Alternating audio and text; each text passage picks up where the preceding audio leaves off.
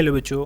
तो last time हमने पढ़ा modes of operation in GW basic के। जीडब्ल्यू बेसिक में जो मोड्स ऑफ ऑपरेशन थे जिनमें डायरेक्ट मोड और इनडायरेक्ट मोड था। अब नेक्स्ट है हमारे पास जीडब्ल्यू बेसिक कमांड्स कि जीडब्ल्यू बेसिक कमांड्स क्या होती हैं। GW basic commands basically executable instructions होती हैं।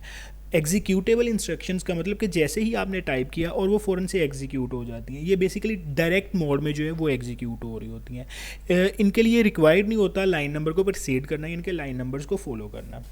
नेक्स्ट है हमारे पास GW basic statements. GW basic statements जो होती हैं वो प्रोग्राम लिखने के लिए यूज़ होती हैं, यानी कि हर स्टेटमेंट जो है वो लाइन नंबर को फॉलो कर रही होती है, यानी कि ये इनडायरेक्ट मोड में वर्किंग कर रही होती है। ये दो डेफिनेशंस हैं जो कि इंपॉर्टेंट डेफिनेशन है जिनमें जीडब्ल्यू बेसिक कमांड्स हैं और जीडब्ल्यू बेसिक स्टेटमेंट्स हैं।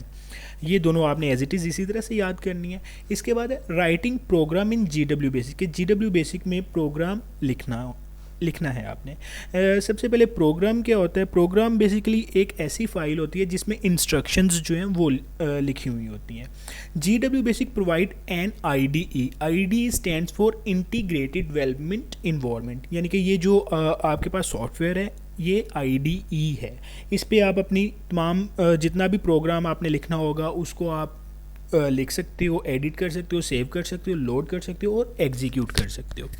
अब इसके बाद है आपके पास create and save the programme.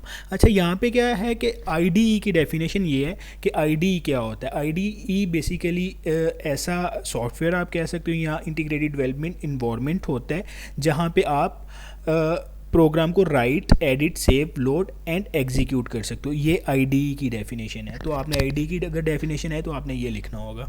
इसके बाद है create and save the program. Create and save the program क्या होता है। The program is a file. Program जो है वो एक ऐसी फाइल है डेट कंटेन स्पेसिफिक इंस्ट्रक्शन, यानी कि जो जिसके पास स्पेसिफिक इंस्ट्रक्शंस होती हैं, स्टेटमेंट्स होती हैं कंप्यूटर के लिए, यानी कि कंप्यूटर ने जिनको एग्जीक्यूट वगैरह करना होता है।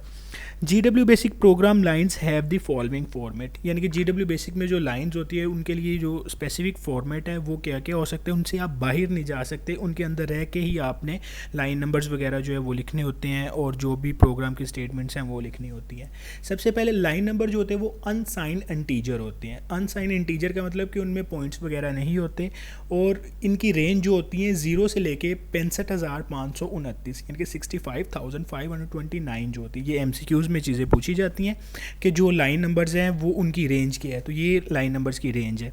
और स्टेटमेंट्स जो होती हैं वो क्या होती हैं जी। स्टेटमेंट्स में आप जो भी आपने प्रोग्राम लिखना है आप 255 करैक्टर से एक स्टेटमेंट को इंक्रीज़ नहीं कर सकते। हाँ, आप स्टेटमेंट्स को जो है वो मतलब एक से ज़्यादा लिख सकते हो, यानी कि आपने अगर सेपरेट करना है स्टेटमेंट्स को तो आप कोलन यूज़ करोगे। कोलन यूज़ करते ही आप एक से ज़्यादा स्टेटमेंट्स जो है वो लिख सकते हैं। The program statement are executed depending on line numbers in ascending order, यानी कि जो भी स्टेटमेंट्स आपने लिखी हुई होंगी वो लाइन नंबर्स को फॉलो कर रही होंगी। लाइन नंबर्स को वो असेंडिंग ऑर्डर में फॉलो कर रही होंगी। फॉर एग्जाम्पल, अगर आपने 60 लाइन नंबर पहले लिखा है और 45 लाइन नंबर जो है वो बाद में लिखा है, यानी कि डिसेंडिंग ऑर्डर में आपने लिखा है, लेकिन प्रोग्राम जो एग्जीक्यूट होगा वो असेंडिंग ऑर्डर में होगा, यानी कि पहले जो है वो 45 लाइन नंबर एग्जीक्यूट होगी और उसके बाद जो है वो 60 लाइन नंबर जो है यानी कि 60 लाइन नंबर जो है वो एग्जीक्यूट होगी।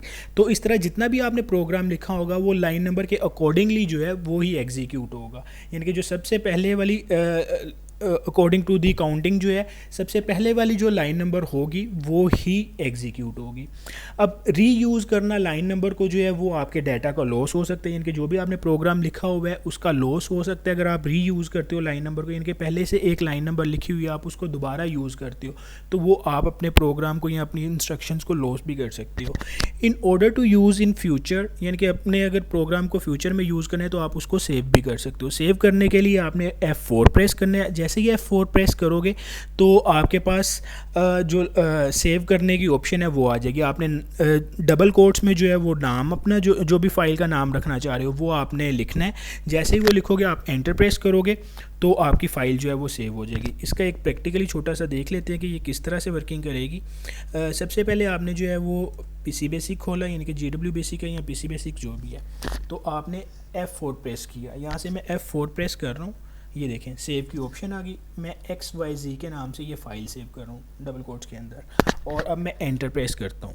एंटर प्रेस किया तो ये फ़ाइल सेव होगी, यानी कि ओके का मैसेज शो हो गया कि ये फ़ाइल जो है वो सेव हो चुकी है। तो ये इस तरह से वर्किंग करती है। तो ये आपने ज़रा साथ साथ चीज़ों को करते जाइएगा ताकि कोई मसला ना हो। So thank you so much.